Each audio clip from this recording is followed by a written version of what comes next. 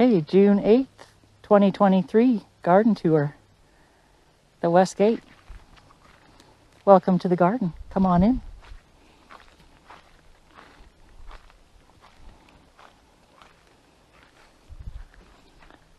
First thing to note is the dog dish. So dogs are welcome here too.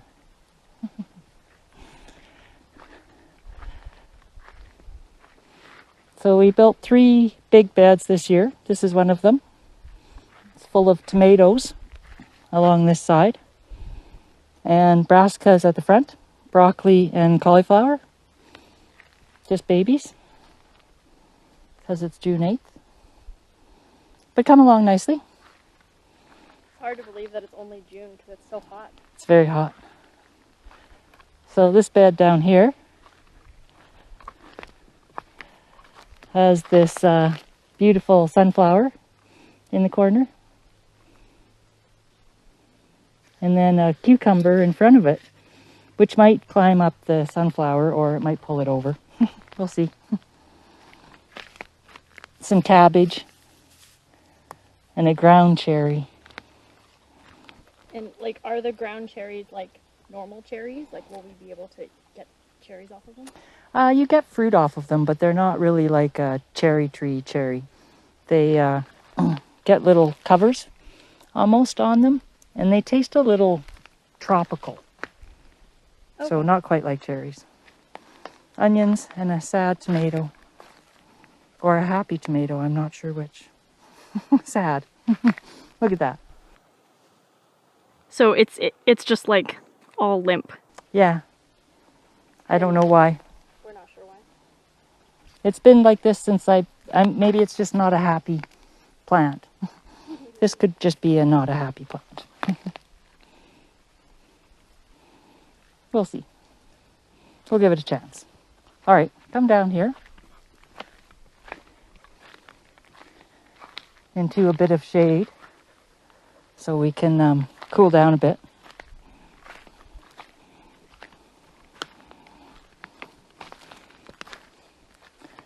This bed is beautiful. It's all organic potatoes with some onions interspersed and some sunflowers in the corner. Why did you decide to plant like sunflowers like here? I just really like sunflowers, and I've been trying to grow them for a few years, and I thought I would put them in a corner of beds, which people often do, and see what happens. I may try like the Three Sisters one year where there's something for the beans to climb. I guess it's not sunflowers. What are the Three Sisters? Corn, squash, and beans. Yeah. So we'll try that one year maybe. But things can climb sunflowers too, so I might try that too. Over here in the shade still is more potatoes that you planted. I was going to say, these are all the potatoes I planted. Yeah, with just some onions, green onions that I threw in, that I started from seed, and a garlic that I threw in because I needed a place for my garlic. This random garlic. Yeah, you can do that. This is a very good, beautiful rose. It looks so healthy. It's got buds all over it. I'm very excited to see it bud. I don't know what kind of rose it is off the top of my head, but it's really pretty. Is this a like native species? No, this is not. We do have wild roses here, but that is not a native species. If you want to look at native species, this is a native species. I don't know exactly what it is, but I'll show you a few of them. But if you can have a look at that, and then if you zoom over there, you can see, or not zoom out over there, you can see all the orange flowers. Those are all native flowers in the whole garden that we've just left to be native flowers. And right now, those are the ones that are blooming quite a bit. There's other ones too. I'll point out a few of them as we go through. But those are very prolific right now. And we do have some roses that are native to here, but that specific one isn't. This is chamomile. Then you can make chamomile tea out of it. I love chamomile. It smells like chamomile tea. It really does. It's very pretty. We're gonna harvest some and try and make some chamomile tea. I'm just gonna try and get some footage of these nice Okay. flowers. Oh, that's such a good thought. They're very pretty. Hmm. So cute. So yeah, they bring in pollinators too. This is another ground cherry actually, same as the one you were asking about. Yeah. And I don't see any ground cherries on it, but it is getting some flowers, and a lot actually. Oh, here, come zoom in on this. Look at this. Can you see that? Oh, yeah. See that? Yeah. So it'll be a little cherry in there, and it has a little paper coating. Well, not right now, it's leaf-like, but it'll dry up. Oh. I'll show you. These two peppers are those peppers seeds that you got, I think, that are those red cherry peppers. Oh, yeah. So we'll see what they're like. And then I'm not sure what these ones are. They might be jalapenos, Yeah. maybe cayenne, and then a California Wonder. So Because I picked up a whole bunch of pepper seeds for you because you were like, grab pepper seeds at the start of yes, back when. And this plant back here actually is Rudbeckia, or I think some people call it brown-eyed Susan. Yep. And it's a really nice plant actually for the garden. It brings in pollinators, and I believe it's edible, and there's some other good things. I think it's a native too, actually, Rudbeckia. I think you can find it. Maybe not here, I don't know. Maybe it's not native here. These are our lilies that are coming. These are tiger lilies, right? No, not tiger. I don't think they're actually the orange. The tiger lilies actually refer to lilies that are striped orange usually. This one is just different lilies. I think there's some pink ones and different colored ones, not necessarily orange. So, and this is another ground cherry actually. Oh look, look at the fruit on that one. See it? Nice. Yeah. That's pretty neat, eh? So like, is that the size of the ground cherry? Yeah, they're little, smaller than a normal cherry. Oh, okay. Yeah. Okay. So yeah. And then we have more tomatoes at the back here. Tomato plants that are looking really good, and all peppers at the front. Different kinds of peppers. Nice. Like, as in, like, red peppers, green peppers? Yeah, I think like cayenne peppers, a bunch. And I think these two are California Wonders. So red peppers, green peppers. And I think these are jalapenos. Oh, look at this sunflower. I put a sunflower in the middle of the tomatoes too. It looks pretty big. Nice. I guess there's one on the end that's about a foot. Oh, there's a couple of them there. I should weed one out. These sunflowers that I have, see it? It's behind the... Oh, it's behind the tomato. It's behind the tomato. I was like, where? All I see is tomatoes. Yeah. It's these sunflowers that I planted. They're huge sunflowers. They're Russian sunflowers, I believe, and they can get like 12 feet tall. Oh, wow. So I might have to sacrifice that tomato plant or something as it gets bigger. We'll see. We'll see. Basil plant that I tried to put in there, but it's kind of getting eaten up. I have another one here. Come see how eaten it is. Oh, Oh yeah, look at it. It's all just lace. See that? Oh.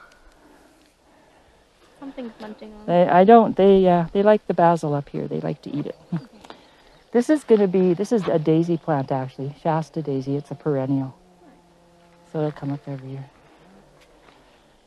which is kind of nice.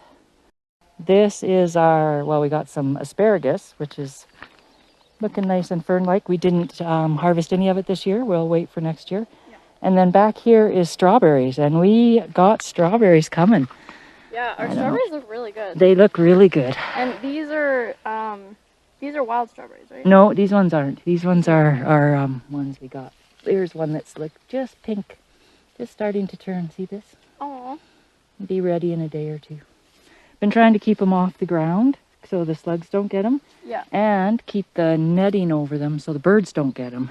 Yes. Or at least not all of them. Everything likes to eat strawberries. Yeah, everything likes to eat everything.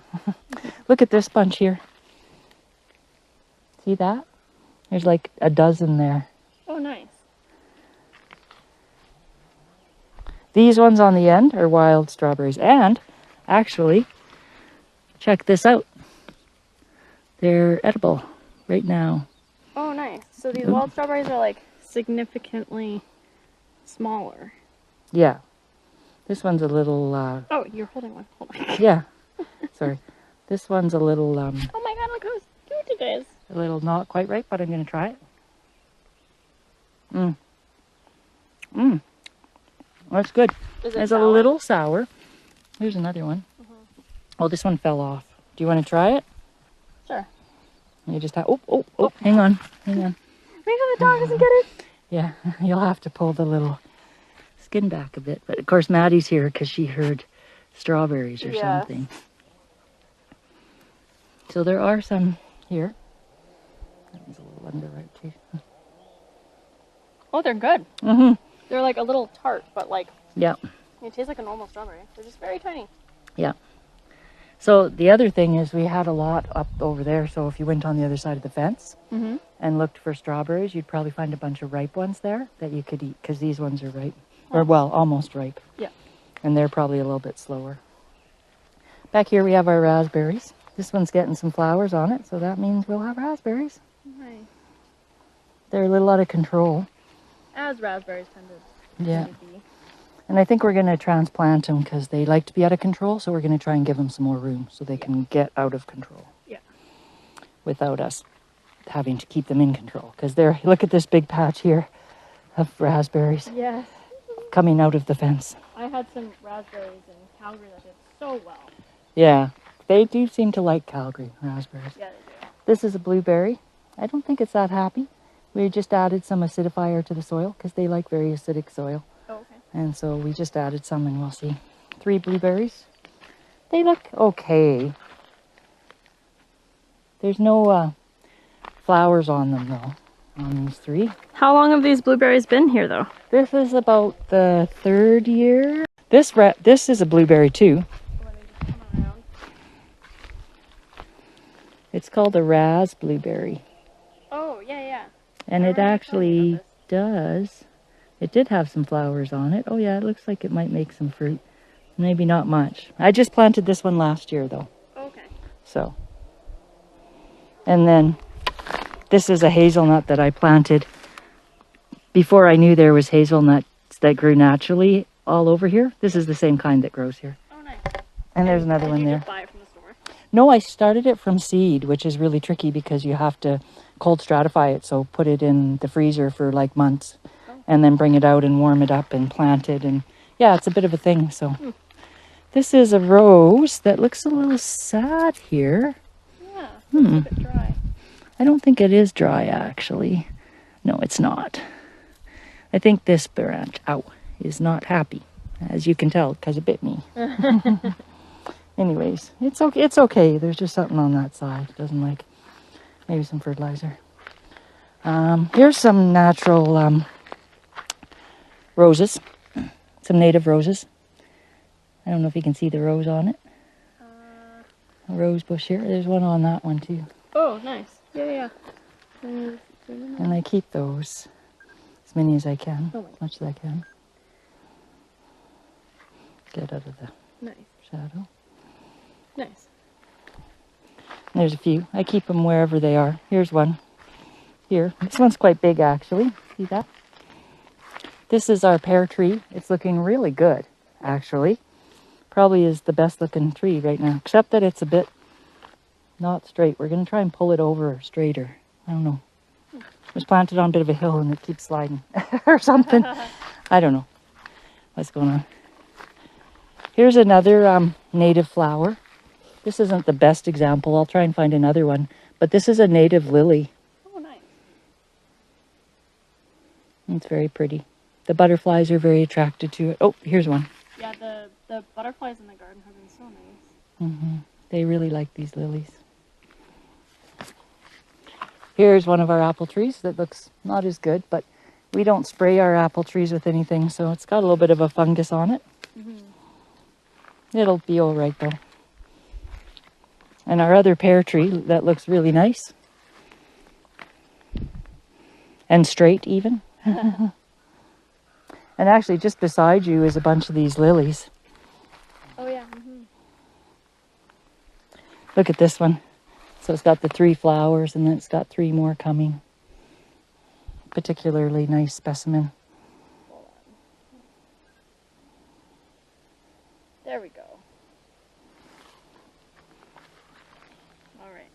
It's very pretty. And this is another new bed, right? Yeah, this is another new bed that we made this year. So there's one zucchini there, one there. I hope one comes there. So there's some small herbs in it. These are no mint, right? no mint. Never mint. Lavender. This is lavender too. This is sage. And on this bed we have more lavender because I really love lavender, and it also smells really nice. And some thyme, which everybody should grow thyme. It's really easy to start from seed, and once you plant it, you have it forever. This is our other plum tree that isn't that good, but it's really big, this one. Yeah, it's quite big, but it's really got quite a bit of fungus, so we'll have to do a little bit of work on that this year.